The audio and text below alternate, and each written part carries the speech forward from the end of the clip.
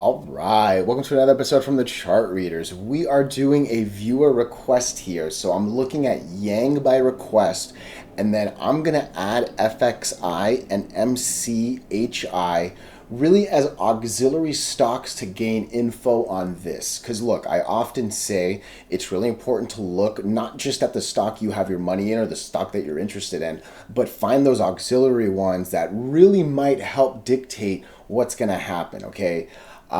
Look, viewer requests, you can literally add anything. This right here is a Bear 3X ETF. You can throw a penny stock. You can throw a big name one that I'm not, literally, whatever you want to cover, you'll hear my honest, unedited, probably first look thoughts, all right? And this actually is, I've not looked at Yang since making this video, okay? All that said, what are we going to do today? Same thing we always do, right? We'll take a look at the daily and the weekly to see how things are setting up. We have our 5 moving averages. This is the first time I'm covering this stock, so I will draw some horizontal support and resistance lines. And then when we're done up here, we'll use the MACD, RSI, and volume as our lower indicators.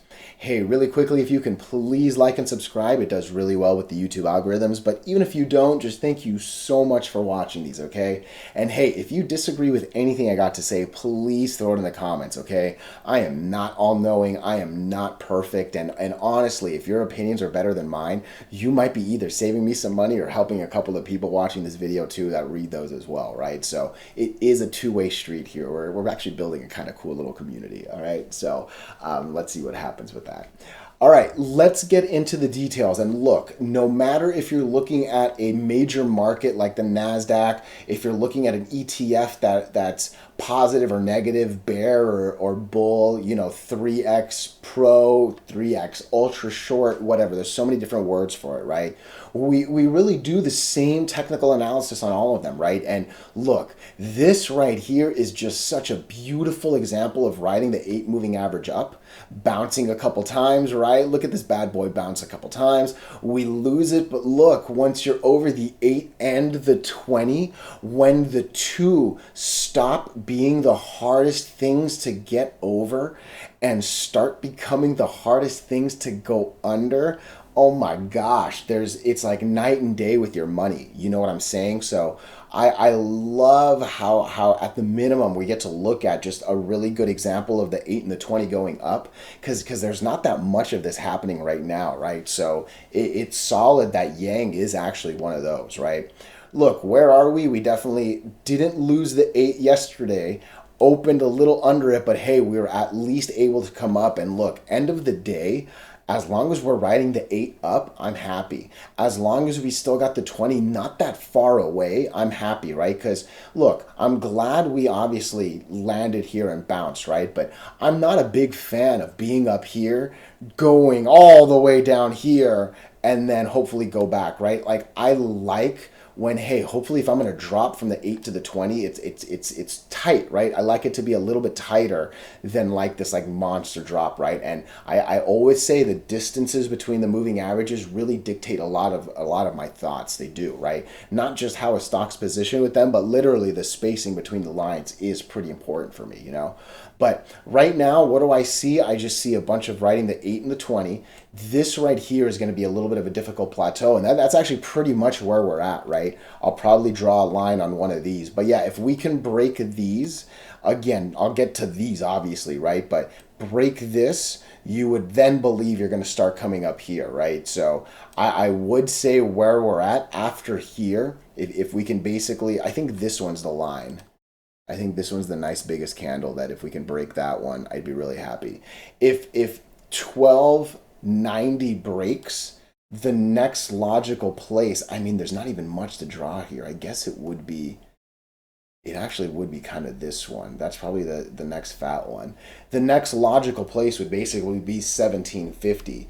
And then from there, yeah, I mean, you're kind of coming here, right? Again, a lot has to happen for 34, but those are kind of the ways up right there, right?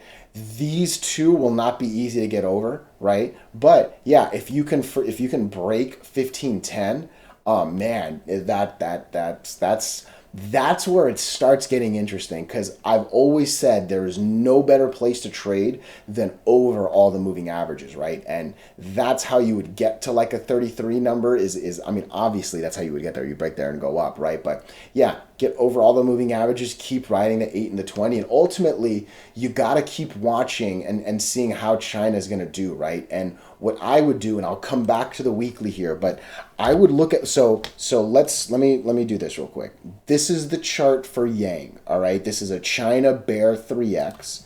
So we're going to look at not fix, FXI. This is a China top 25 index fund. And that complete down, the fact that we've lost all the moving averages, the fact that this one is actually failing the 8 and the 20 versus riding the 8 and the 20, that's why the bear is killing it, right? That's why Yang is flying. The Ying is dying, so Yang is killing it. I hope you guys like that joke. I swear I didn't practice that one. That one made me laugh a little bit.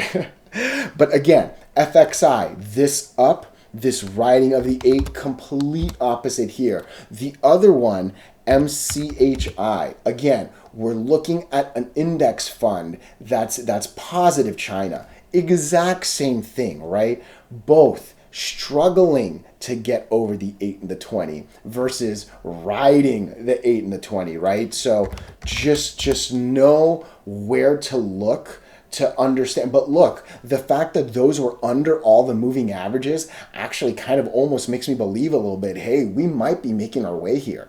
Obviously, they don't completely correlate, right? But I'm going to show it one more time, right? FXI under all 5 moving averages. Bad, all right? MCHI under all moving averages. That's bad. Again, Yang isn't there yet, but hey, and again, I'm not going away from the comment I made earlier. These two are not going to be easy to break. But back of my head, I'm not going to lie. I think I see a little chip in the wall. You know what I'm saying? So look at the auxiliary info to understand here. Let's take a look at the weekly just to see if look at that. So these two, again, pretty much line up on the weekly and on the daily, right? Because this is at 1640. I gotta believe these are around. Oh, they're not. They're actually a lot lower. Interesting. What's around? Is anything around 15? Is this guy around 1580, I guess? Okay, interesting. And then look, where are we on the weekly? So let's not talk about this. This is an interesting setup right here. Look, I just said it on the other one, right? The 20 is not easy to break. This is a good candle. This isn't a horrible candle. We're still actually under it. We're still riding the 8 up, and ultimately we stayed above 50%. I would say this, if we were going to come down, I think 1080, sorry, wow, that was really bad. 1097 or maybe 10 flat would probably be the way down. Look, that's a little closer to a 20% drop than I'd like, in all honesty. Let me see what that for sure, no. I think 1090, hopefully 1099. Otherwise, look, we saw $10 would be the next place. This is where I would start getting worried. If we lost the 20, I would probably cut ship somewhere in this range.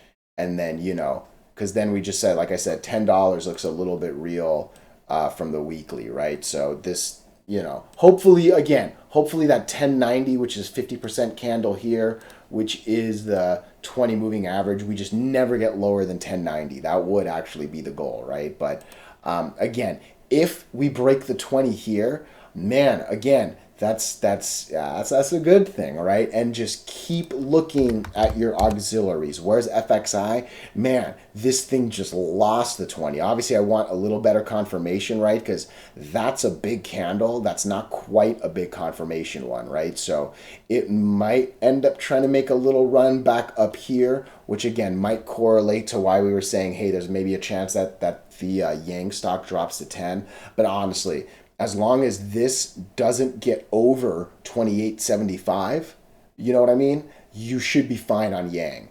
If this passes 28.75, this starts hitting 29, you're for sure losing 10 and you're starting to go into the 9 range on Yang, right? So use the others as this. But yeah, these are my thoughts on an ETF. And look, an ETF generally kind of looks a lot more like this. You have a lot more like gap up, gap down candles because the volume's just a lot different. Like I'm going to go to, oh, the minute chart looked a little, I thought there was going to be more dashes. I actually really did. I'm surprised there aren't that many dashes. That's actually really interesting. Good to know. I think I just learned something right there looking at that. But yeah, I don't like seeing these like gap up candles so hardcore on like my normal tickers. But yeah, this is something I actually would expect on an ETF. So hey, I sincerely appreciate your time. I hope you agree. If you don't, you're not going to offend me if you throw it in the comments. I swear. You know what I mean? So we are just educated people here trading information. So I appreciate your time so much.